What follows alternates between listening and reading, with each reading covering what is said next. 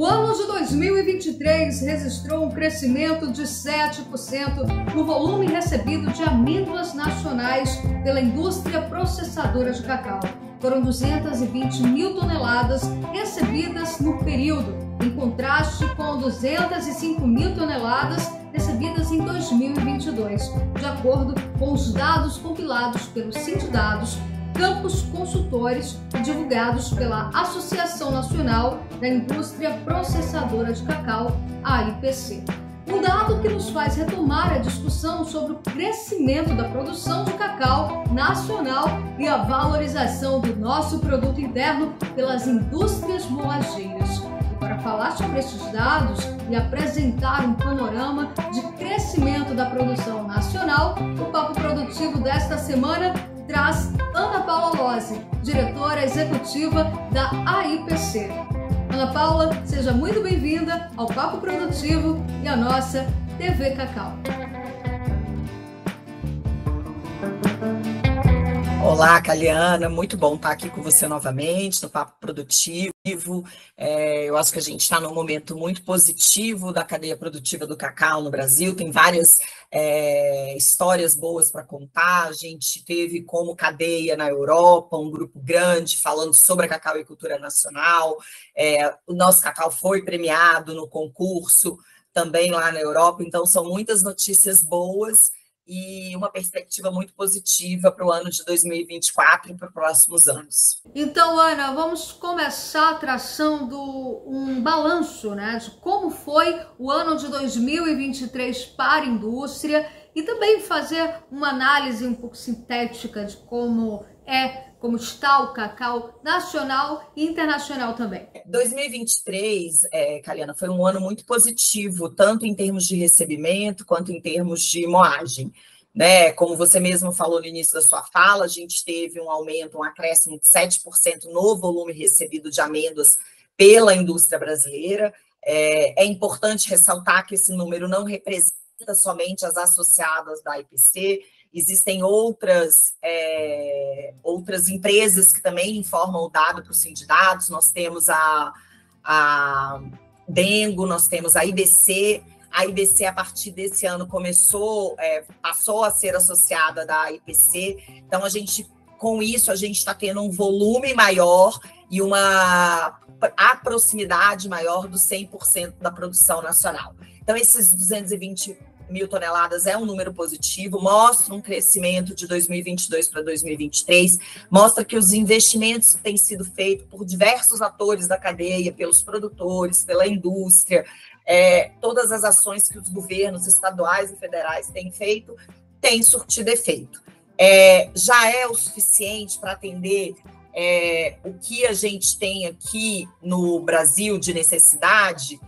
Não, não é. Né? A gente precisa de mais cacau para atender a demanda industrial, para atender a demanda dos pequenos chocolateiros, né? A gente tem um mercado de bintubá crescente. Então, hoje a gente fala que a necessidade da indústria nacional aliada a isso está em torno de 300 mil toneladas. Então, a gente ainda precisa crescer e os investimentos estão sendo feitos. Tem muito projeto para melhorar a produtividade, tem projetos aí na região da Bahia, na Mata Atlântica, para melhorar essa produtividade dessa região, para renovar as áreas mais antigas, mas também tem muito projeto em áreas novas, né? A gente sabe que na própria Bahia tem áreas não tradicionais, investindo em cacauicultura, mas a gente tem no estado do Ceará, a gente tem no estado de São Paulo, no Mato Grosso, no Tocantins. Então, a perspectiva para os próximos anos, né, e até mesmo olhando para o plano, a gente lançou em dezembro o Plano Inova Cacau 2030, junto com o governo brasileiro, a gente tem uma perspectiva de alcançar a autossuficiência nos próximos 2 anos e trabalhar com uma perspectiva de um excedente para exportação. Né? Então, o Plano Inova Cacau, ele olha para o Brasil com um potencial até 2030 de produzir 400 mil toneladas de cacau. E aí, 400 mil toneladas, a gente tem que estar preparado para exportar. Né? E para estar preparado, a gente tem várias ações que a gente precisa fazer ao longo dos próximos anos e que a gente começou a fazer esse ano, que eu posso depois detalhar um pouco mais. Sim, mas vamos agora destacar dados, né? Dados nacionais em relação à produção destacando dois estados de maior produtividade, Bahia e Pará, segundo dados fornecidos pela própria plataforma da IPC. A Bahia foi responsável por 61,9% do volume total de amêndoas nacionais recebidas pela indústria processadora em 2023, totalizando 136 mil toneladas. Em comparação com o ano anterior, quando o volume fornecido pelo estado foi de 139 mil toneladas, houve um recuo de aproximadamente 2,4%. Já o Pará foi responsável por 33,7% do volume recebido, totalizando 74 mil toneladas, um crescimento de 31,3% em comparação com o ano anterior, quando o recebimento foi de 56 mil toneladas. Recuo de 2,4%, um recuo considerado, né, aqui no Brasil, na Bahia, e um avanço de 31,3% na produção do Pará. O que é que nós podemos atribuir? Tanto o recuo da Bahia quanto e principalmente o avanço do Pará na produção de cacau. O que a gente tem visto, Galiane, eu acho que isso é importante destacar, é que os dois estados têm trabalhado muito fortemente para ampliar a sua produção, para melhorar a sua produção. Como uma commodity agrícola, né, como um produto agrícola, a gente fica muito suscetível a questões climáticas, né? E se você olha os números trimestrais, você vai ver, é possível perceber que, por exemplo, o terceiro trimestre no Pará teve uma queda muito grande, apesar do número no ano não demonstrar isso. Por quê? Porque teve a seca, né? Todo mundo está sendo impactado pelo El Niño. E isso acabou impactando também aqui na Bahia. A gente teve um problema, os produtores reportaram muitas perdas em razão da vassoura de bruxa. Conversando com alguns produtores, eles disseram que tiveram cerca de 30% de perda em suas lavouras por conta da vassoura de bruxa. Então, olhando para a Bahia, pensando na Bahia, né, o que eu acho que a gente tem que trabalhar e para que essas quedas não sejam tão bruscas? É a questão do manejo da terra, é a questão do trabalho com a vassoura de bruxa, a podridão parda, que são doenças que ainda afetam muito a lavoura baiana, né? E aí a gente precisa trabalhar o acesso ao crédito para esse produtor, a gente precisa capitalizar esse produtor para que ele consiga cuidar melhor da sua lavoura.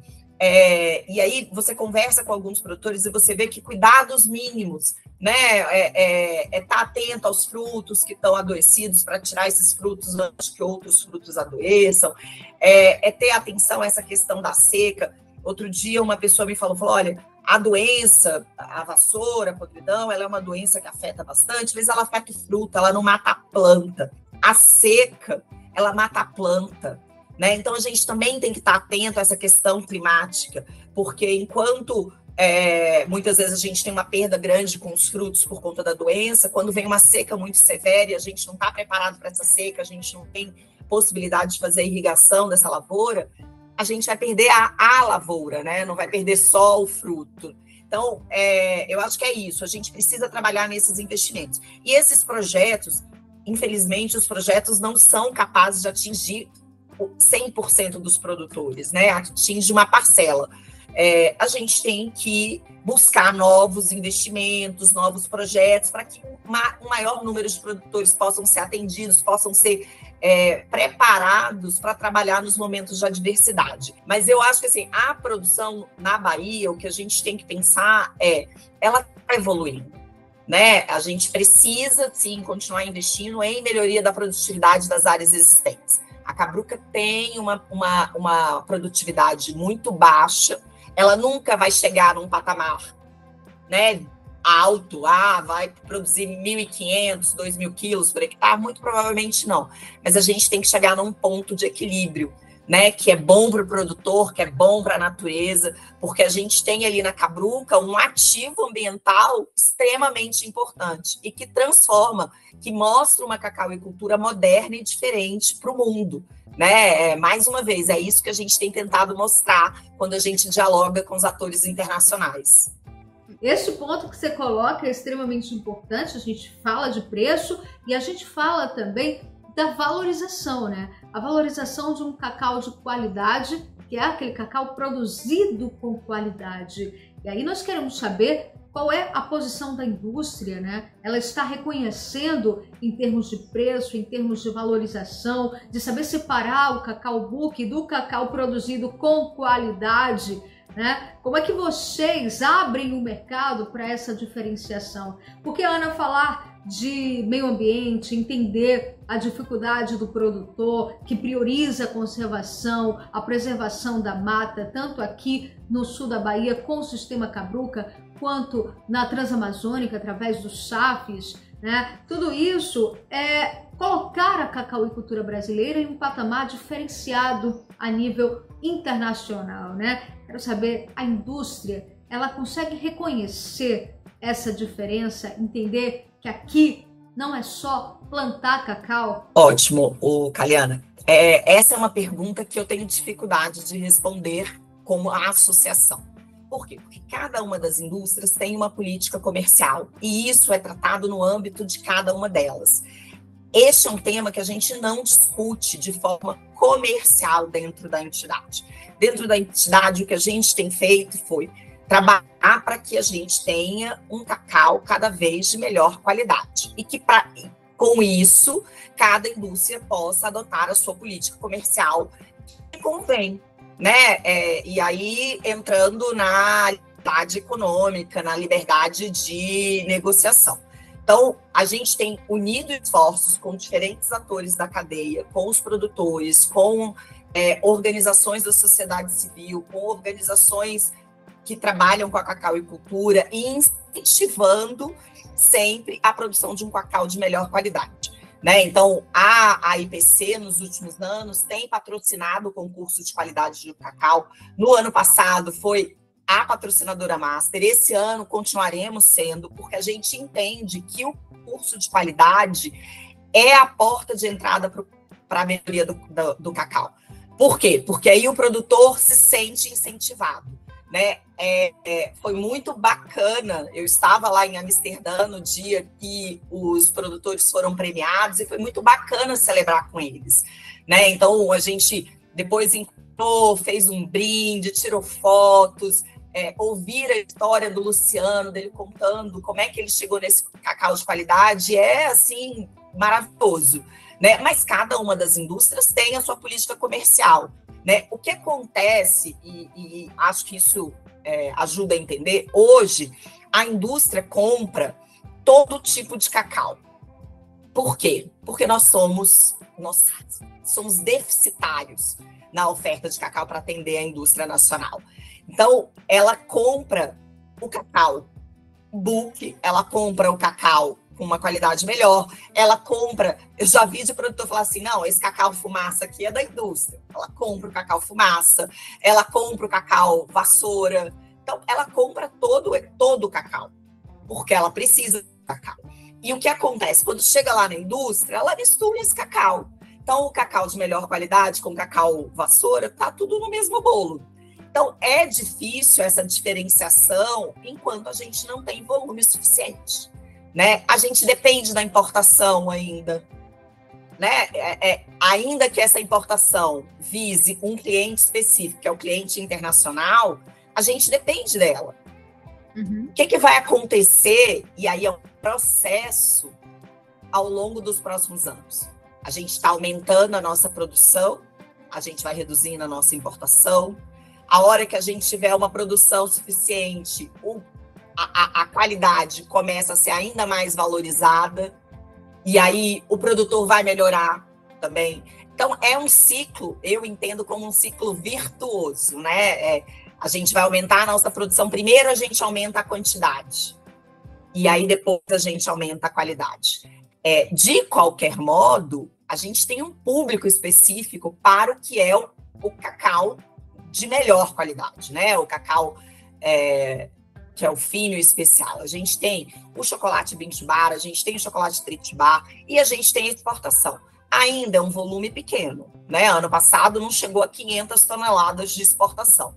Mas eu acredito que, aos poucos, e até por conta do cenário global, cacau, esse cacau fino e especial do Brasil será cada vez mais valorizado no mercado internacional. O que puxa também a gente fazer uma análise de mercado, né? Entender o que puxa o pensamento do consumidor, encontrar um ponto de equilíbrio entre o ponto de vista do produtor, a compreender a indústria e entender o que realmente é a necessidade do mercado. Porque o grande X da questão é, né, a gente conseguir converger, né, esses pontos de vista para, de fato, encontrarmos o desenvolvimento da cacauicultura. É esse o objetivo aqui da TV Cacau, deste programa Papo Produtivo, conseguir conectar os pontos, as linhas de raciocínio para que se haja um pensamento produtivo para o desenvolvimento da cadeia produtora de cacau. Vamos falar agora de drawback, né? Esse assunto que ainda provoca uma certa polêmica com relação à visão dos produtores em detrimento à indústria. Muitos acham que receber o drawback, esse incentivo, passa a ser conveniente à indústria e desestimulando ela a poder estimular a produção interna autossuficiente. Queria ouvir de vocês como é que fica. É mais vantajoso manter essa comercialização, receber o mercado, o produto internacional e obter o benefício do drawback, ou estimular a produção interna de cacau? Muito boa a sua pergunta. Acho que a primeira coisa que a gente precisa entender e colocar em mente é: o drawback não é uma política para o cacau, nem tampouco para a indústria moageira de cacau. O drawback é uma política pública para a indústria brasileira, de incentivo à indústria, para que a indústria brasileira seja competitiva na exportação. Então, qualquer empresa, inclusive produtores de cacau ou produtores de outras commodities agrícolas, podem se utilizar do drawback, né? E o que é o drawback? O drawback é um incentivo onde você importa uma matéria-prima e você industrializa no Brasil e, consequentemente, exporta o produto derivado, né? Então, por exemplo, se você compra um prego via drawback, esse prego vai ter que fazer parte do processo produtivo de algo que será exportado e terá que ser exportado num volume pré-determinado na licença de drawback. A indústria nacional utiliza o drawback na cacauicultura para quê? Para importar matéria-prima, industrializar e exportar.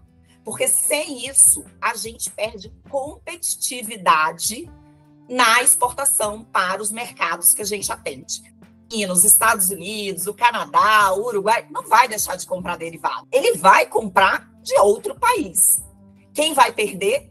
O Brasil, que perde em balança comercial. Então, o drawback, ele é importante para a indústria, para que a gente possa ser competitivo no mercado internacional, e é importante para a cadeia, porque hoje a gente só consegue ter o número de fábricas que a gente tem, a gente só consegue manter a capacidade instalada que a gente tem, a gente só consegue manter os empregos que a gente gera, a gente só consegue manter todo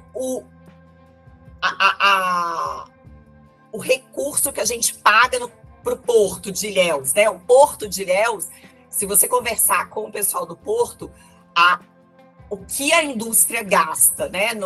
Pagando ali o Porto, as taxas e não sei o que, em, sei lá, 3, 4 importações de cacau, é muito mais do que o dobro do que é ganho no resto do ano, por exemplo, com os navios de turismo. Eu falo que a autossuficiência ela vai reduzir a importação de amêndoas, mas ela vai reduzir também a importação de derivados. O Brasil é importador de pó, de cacau, de derivado. Por quê? Porque como a gente não tem amêndoa suficiente e a importação é utilizada para produzir produto para o mercado internacional, acaba que sai mais barato para trazer, ao invés de trazer amêndoa para poder produzir pó aqui, é mais barato trazer pó. O que a gente quer? A gente quer ser exportador de produto industrializado ou a gente quer ser importador de produto industrializado? Como país. O que é mais vantajoso como país? Ser exportador de produtos industrializados. O cacau é uma das poucas cadeias agrícolas que a gente importa matéria-prima e exporta o industrializado. Na maior parte das outras cadeias, a gente tem a matéria-prima, a gente exporta a matéria-prima e acaba importando o industrializado, né? Qual é o melhor dos mundos? É a gente não precisar de importar a matéria-prima no futuro e continuar exportando industrializado. Exportar a amêndoa também, mas continuar exportando industrializado. Por quê? Porque o industrializado tem agregação de valor. Né? A história de exportar a amêndoa fina e especial. Qual é a grande vantagem? Agregação de valor. Né? Enquanto a amêndoa commodity tem um valor de bolsa, a amêndoa fina e especial tem, às vezes, até 100% a mais do que o valor de bolsa. Vamos falar de preço, né? Ano passado havia-se toda uma aflição, o cacau chegando ali em torno dos R$300 arroba, e esse ano dispara 450, está sendo calculado, né, em média, entre oscilações, aí o valor da arroba do cacau, que a gente pode atribuir este crescimento, valorização de preço da arroba de cacau. Caliane, eu acho que esse é um momento muito legal para a gente explicar isso e, mais uma vez, mostrar algumas, né, derrubar algumas falácias que se falam. Esse preço está totalmente alinhado com o mercado global, né? Então, esse aumento não tem relação com o mercado nacional, tem relação com o mercado global. A gente tem aí no mercado global uma incerteza sobre a oferta de amêndoas, né? Existe uma perspectiva da gente ir para o 3º ou 4º ano, se eu não me engano, de déficit na oferta de amêndoa. Um déficit maior do que o esperado. A gente tem um impacto muito grande do El Niño na África, com reduções significativas para essa próxima safra, tanto em Gana quanto em Costa do Marfim. A gente tem uma demanda que não reduziu, né? Ainda que o preço esteja aumentando, essa demanda ainda não reduziu como se esperava, não, né? Não teve uma redução brusca, a demanda continua num patamar acima do que o esperado. Então, a gente tem uma oferta mais baixa, uma demanda alta, e isso gera alta no preço, né? E as perspectivas são de aumento. É um cenário que é um cenário global, né? E que está impactando o Brasil de forma positiva para o produtor. E a gente tem que olhar esse momento, é o que eu falei lá no início, como uma oportunidade para a gente aumentar a nossa produção, uma oportunidade para esse produtor, agora que está recebendo um pouco mais, pensar em inovar suas áreas, melhorar a sua produtividade, porque eu sei que tem muito produtor que está sem cacau nesse momento, que o preço está alto, mas não tem cacau para entregar, né? Mas essa safra vai começar a entrar em breve. E ele tem que aproveitar esse momento para fazer esse colchão, para se preparar. Commodity agrícola é algo que tem seu ciclo de altas e de baixas. A perspectiva, quando você conversa com os analistas de mercado, ainda que caia, de um mercado mais altista, né, que eles chamam, talvez aí pelos próximos anos. Não dá para estabelecer quanto tempo, porque vai depender muito agora da demanda, do quão essa demanda vai ser impactada, porque pode ser que em algum momento comece a impactar, e o quão os países produtores, e aí não somente a África, mas os outros países vão começar a conseguir mudar um pouco esse cenário de oferta. E aí é isso que eu te falei. O Equador, por exemplo, saiu notícias sobre o Equador, que o Equador está investindo para crescer, para alcançar a 2ª posição no lugar de Gana. O Brasil também tem uma grande oportunidade. Nós temos muita área produtiva. Se melhorar a produtividade, já dobra a nossa produção. a gente tem muitos projetos entrando novos, né? A gente tem um potencial agrícola, pensando em país, né? De tecnologia, de inovação, de capacidade técnica, de organização social. Quando você vai nesses fóruns internacionais, eles ficam impressionados que a gente tem uma Confederação Nacional da Agricultura, que a gente tem uma Federação da Agricultura em cada estado, e que essas organizações, ainda que não sejam específicas do cacau, também olhem pelo cacau, também invistam no cacau. O trabalho do Senar Bahia em assistência técnica é algo brilhante. Não sei se você já conversou com eles, mas eles têm resultados incríveis, incríveis com os produtores deles. Então, a gente tem que valorizar tudo isso, né? Eu acho que não existe hoje, na estrutura da cacauicultura, melhores órgãos que as federações estaduais, tanto a da Bahia, quanto a do Pará, quanto a do Espírito Santo, quanto a de Rondônia. Elas realmente, ainda que representem a agricultura do estado como um todo, elas realmente investem na cacauicultura. Elas realmente defendem o interesse do produtor de cacau, né? É muito interessante ver que na gestão dessas federações existem produtores de cacau. Tem um olhar muito cuidadoso para o produtor e para as necessidades do produtor. Então, a gente tem uma oportunidade, o produtor de cacau tem uma oportunidade, tanto na Bahia, quanto no Pará, no Espírito Santo, Rondônia e essas novas áreas, de aproveitar esse momento para fazer essa transformação. Dito isso, cada indústria trabalha otimizando seus métodos produtivos, tentando melhorar ali o seu trabalho para conseguir internalizar os preços. É isso, né? Então, vai ter hora que a gente vai pagar muito mais do que a gente esperaria estar pagando, e vai ter hora que o produtor vai receber menos do que ele gostaria de receber, porque o mercado tem esse cenário. E o importante temos liberdade econômica. Tanto a indústria tem liberdade de comprar de quem ela quiser e de oferecer o preço que ela achar que é justo, como o produtor tem a liberdade de vender para quem ele quiser e de não aceitar se ele achar que não é justo, né? E para isso a gente tem que trabalhar esse cenário para ter outros mercados, né? Mais uma vez, a gente tem trabalhado no esforço de levar a reputação do cacau nacional para o mercado global, né? E não só o cacau fino especial, porque esse já é conhecido, mas a gente tem que mostrar que a gente tem cacau commodity de qualidade, né? Que o nosso cacau commodity está compatível com o cacau que eles compram em outros lugares do mundo. E, principalmente, com essas exigências globais de sustentabilidade, de lei antidesmatamento, que o nosso cacau consegue atender todas essas normas. Então, mais uma vez, a gente fez um trabalho muito legal lá em Bruxelas, em Amsterdã, para mostrar isso. E o mais bacana é que esse trabalho não era a AIPC, era a AIPC, a ABICAB, Cocoa Action, Instituto Arapiaú, a CNA, o SIC, o Imaflora. Então, assim, vários elos da cadeia unidos, uníssonos, em um objetivo só: mostrar que nós temos uma cadeia forte, uma cadeia que dialoga, cadeia integrada, né, que não existe desunião nessa cadeia, muito pelo contrário, existe uma união de esforços para transformar essa cadeia.